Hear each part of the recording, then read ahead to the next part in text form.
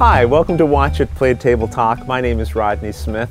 In this weekly segment, I propose a gaming-related topic and share my initial thoughts on it, and then invite your responses through the comments and your own videos that I'll compile into next week's Table Talk Back episode. That way we can all participate in the conversation. This time around, I wanted to talk about how we view and value the differences between your local game store and an online retail store. Now, first of all, I made a specific point of leaving the friendly off of local game store. It's become pretty commonplace for us to refer to our local game stores as our friendly local game stores, or FLGS for short. Now, I think it's fine if you have a specific shop in mind when you're saying that, but it's become a term that we use in general, and I'm not so sure that it's generally true. I'm sure many of you have had the experience like I have of going into a game store. I was in one in New York that had games just from the floor to the ceiling. Incredible content there. Probably the most games I've seen per square inch. But it also had the least friendliness per square inch to balance it all out. And it's funny because if I'm in any store and more than one or two people come up and ask me, "Sir, do you need any help? Can I help you with anything?" At a certain point, I feel like, okay, just go away. I'm not incapable of shopping. But when there's a total absence of that, and in its place almost a disinterest that you're there, or a sense that you're annoying the workers if you ask them questions, I think you really notice that as well. So what I'm saying is, by default in our speech, I don't think we should award the term friendly to game stores. I think they should earn it on a case-by-case basis. Game stores do earn our affection though, don't they?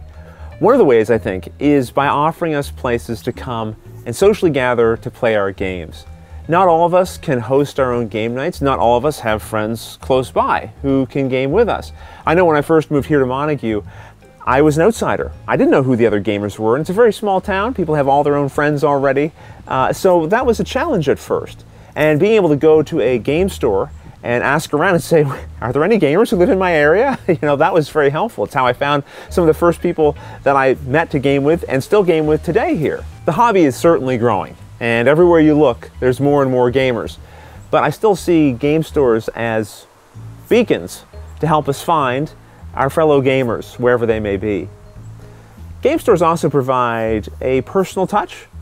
When you're looking for a game, now as I said, that can be a two-edged sword because you can get good service and bad service. But when you get good service, you will find someone who's perhaps able to talk to you on a personal level about your particular interests, the composition of your gaming group, or your friends and family that you would play with, and they can help sort of tailor game selection choices for you to pick from that are going to best suit you.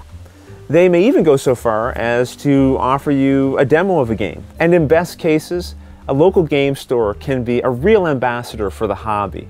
Because I imagine a lot of people who buy their first designer board game are going to do so at a local game store. Now, that may be changing, but let's assume for a moment it is. In which case, if they meet someone friendly and knowledgeable, there's a good chance they're going to want to come back again and explore this hobby further. Now let's talk about online retail stores. And I was careful not to say online gaming stores because there's a growing number of online options like Amazon, Chapters and Indigo, Barnes & Nobles that sell a lot more than just games, but also sell games and have become popular to purchase from. I think it'd be hard to argue that one of the main reasons people shop online is because it's generally cheaper. Online stores don't have the overhead costs of a brick and mortar store. And I'm not saying that online retailers don't have their own unique challenges, and they certainly have different kinds of expenses.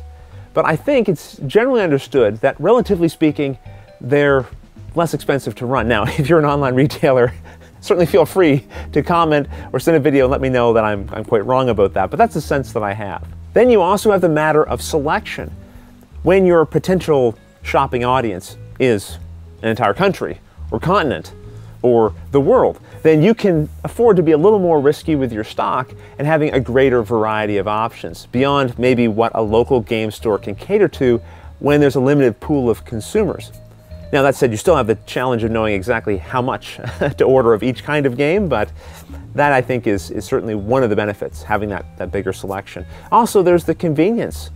I mean, I can sit at home and I could even sit out here with my laptop and do a couple clicks and suddenly a game's on its way to me, perhaps even with free shipping. But then there's that loss of the personal touch. An online retail store can't host your weekly game night or really grow your game group socially, at least in a way that's catered to your local needs.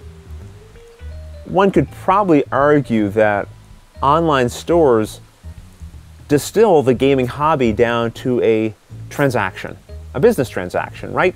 I have my money, I give you my money, I get a game, and that's it. So what do you think? How do you value the differences between an online and a local game store?